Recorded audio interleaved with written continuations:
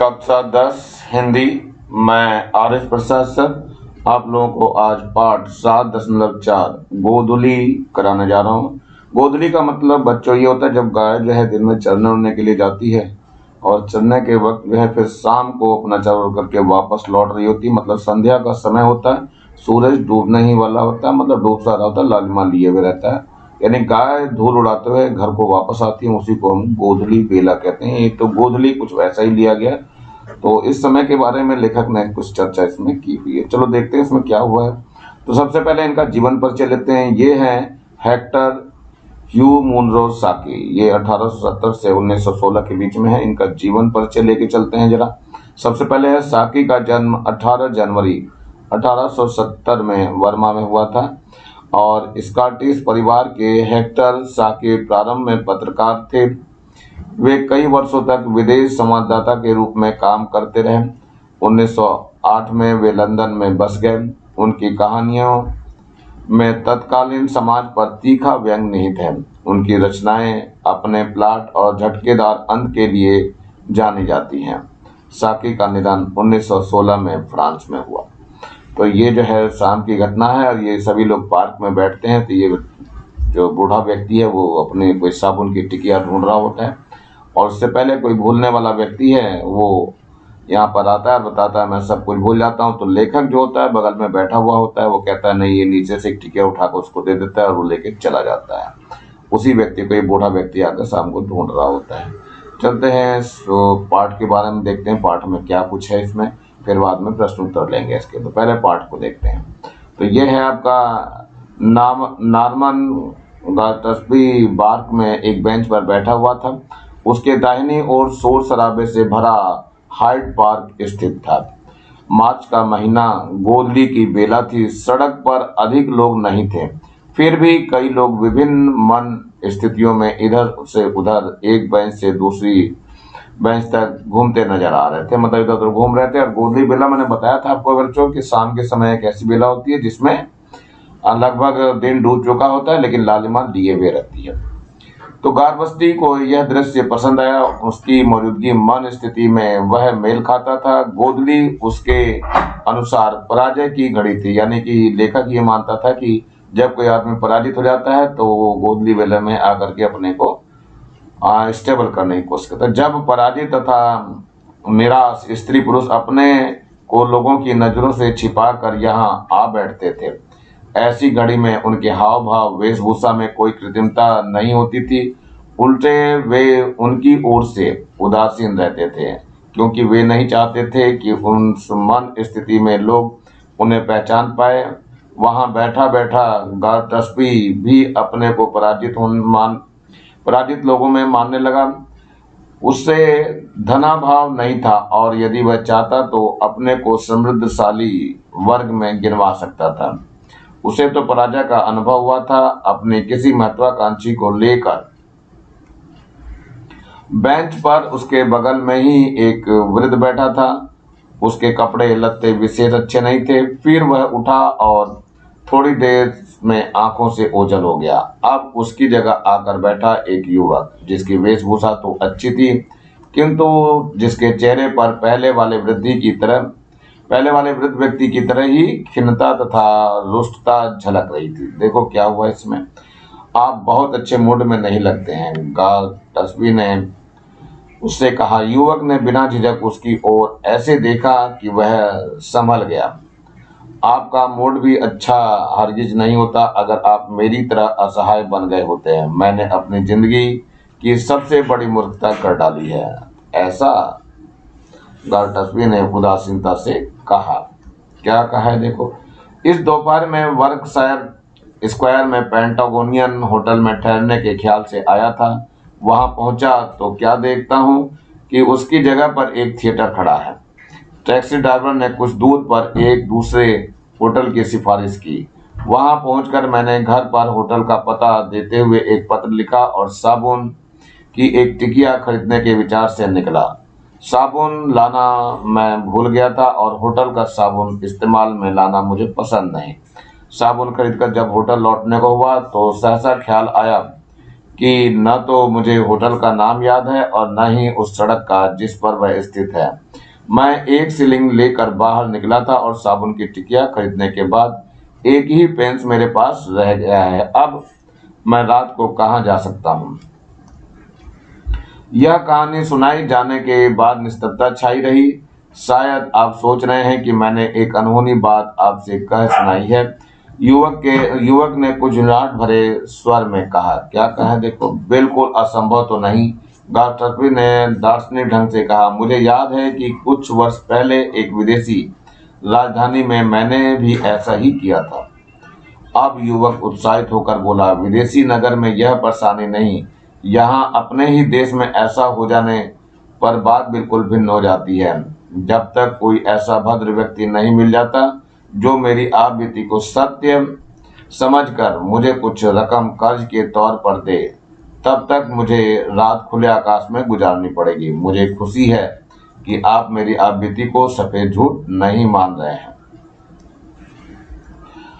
बात तो ठीक है, किंतु अपनी कहानी का सबसे कमजोर मुद्दा यह है कि आप यह साबुन की टिकिया नहीं पेश कर सकते। युवक जल्दी से आगे की ओर सरक कर बैठ गया। जल्दी जल्दी उसने जेबें टटोली और फुसफुसाया, मैंने उसे खो दिया लगता है। होटल और साबुन की टिकिया दोनों को एक ही अपराह्न में खो देना तो लापरवाही का ही सूचक माना जाएगा, किंतु वह युवक उसकी अंतिम बात सुनने के लिए रुका नहीं। बेचारा गास्टर्बी ने सोचा, सारी कहानी में अपने लिए साबुन की टिकिया ले जाना ही सच्चाई को प्रकट करने वाली एकमात्र बात थी, और उसी ने बेचारे को दुखी कर दिया। इन विचारों के साथ वहां से जाने के लिए गास्टर्बी उठा की ठिठक कर रह गया। क्या देखता है कि बेंच के बगल में नए रैपर में लिपटी हुई कोई और वस्तु जमीन पर पड़ी है। वह वस्तु साबुन की टिकिया है। उसने सोचा, युवक की खोज में वह तेजी से लपका। अभी वह कुछ दूर चल पाया होगा कि उसने उस युवक को एक स्थान पर विमूढ़ावस्था में खड़ा पाया। आपकी कहानी का महत्वपूर्ण गवाह मिल गया है, गास्टर्बी ने रैपर्स में लिपटी टिकिया उसकी ओर बढ़ाते हुए कहा। आप मुझे मेरे अविश्वास के लिए क्षमा करें। यदि एक गिने से आपका काम चल सके तो। युवक ने उसके द्वारा बढ़ाई गई गिनी को अपने जेब में रखते हुए उसके संदेह को तत्काल दूर कर दिया। यह लीजिए मेरा कार्ड पते के साथ। इस सप्ताह में किसी भी दिन मेरा कर्ज आप लौटा सकते हैं। हाँ, यह टिकिया भी लीजिए। भाग्यवश ही यह आपको मिल गई। कहने के साथ ही युवक नाइट ब्रिज की दिशा में तेजी से लुप्त हो गया। बेचारा गास्टर्बी ने सोचा। अभी वापस लौटकर वह अपने बेंच पर, जहां उपरोक्त नाटक घटित हुआ था, बैठने ही वाला था कि उसने एक वृद्ध को बेंच के चारों ओर झुककर कुछ तलाश करते पाया। उसने यह जान लिया कि वह वही वृद्ध था जो कुछ देर पहले उस बेंच का सहभागी था, मतलब वहां बैठा हुआ था। क्या आप कुछ खोज रहे हैं या कुछ खो गया है? उसने सहानुभूतिपूर्वक पूछा। हाँ, साबुन की एक टिकिया। और इसी के साथ ये खत्म हो जाता है लेसन बच्चों। चलते हैं प्रश्नोत्तरों की तरफ। यह है पहला प्रश्न है आपका, युवक की बात पर गास्टर्बी को विश्वास क्यों नहीं हुआ?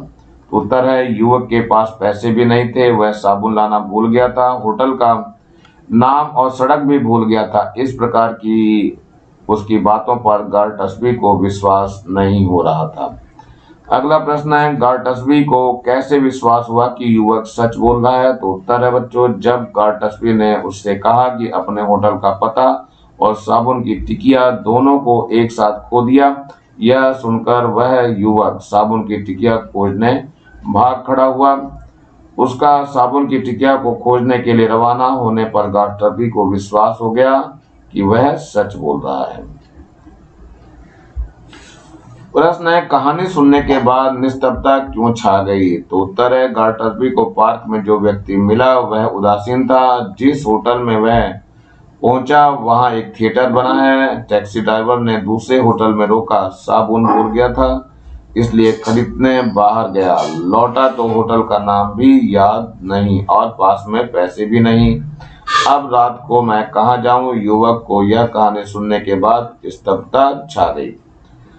प्रश्न अगला, साबुन की टिकिया वास्तव में किसकी थी और क्यों? तो उत्तर है, साबुन की टिकिया वास्तव में उस वृद्ध व्यक्ति की थी जो पहले बेंच पर बैठा था। वह दोबारा बेंच के पास झुक झुक कर उसे खोज रहा था। इससे पता चलता है कि वह साबुन की टिकिया उस वृद्ध की ही थी। प्रश्न है, कहानी में वे बिंदु छांट कर लिखिए जहां पर परिस्थिति बदलती है। तो उत्तर है ये नंबर 1। गारटस्बी को युवक ने कहा, आपका मूड भी अच्छा हरगिज नहीं होता यदि आप मेरी तरह असहाय होते।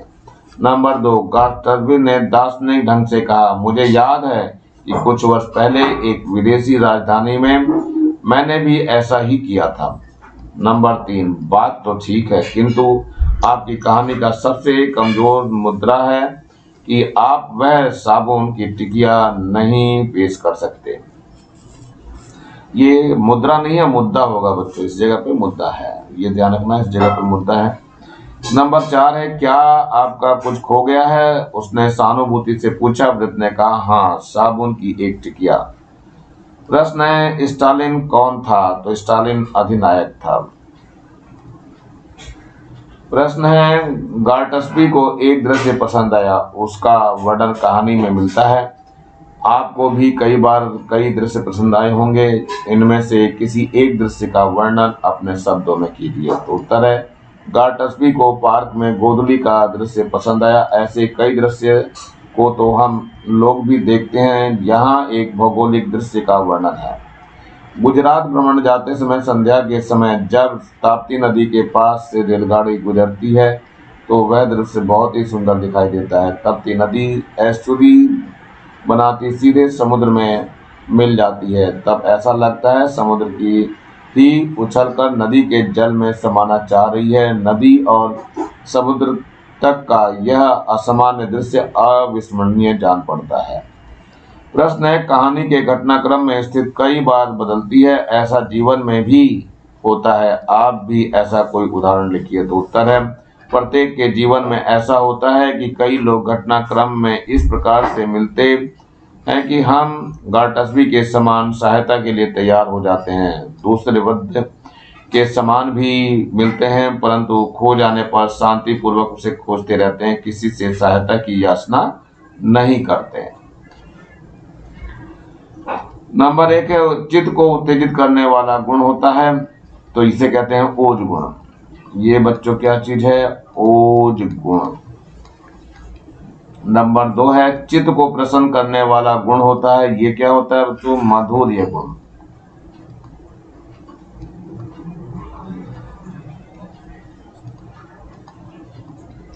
नंबर 3 है, चित्त को प्रभावित करने वाला गुण होता है, क्या होता है? प्रसाद गुण। प्रसाद गुण। और इसी के साथ ये लेसन खत्म हो रहा है बच्चों। यहाँ पे उत्तर भी दिया हुआ है। नंबर 1 में ओज गुण लिखना है, नंबर 2 में माधुर्य गुण लिखना है, नंबर 3 में प्रसाद गुण आपको लिखना है।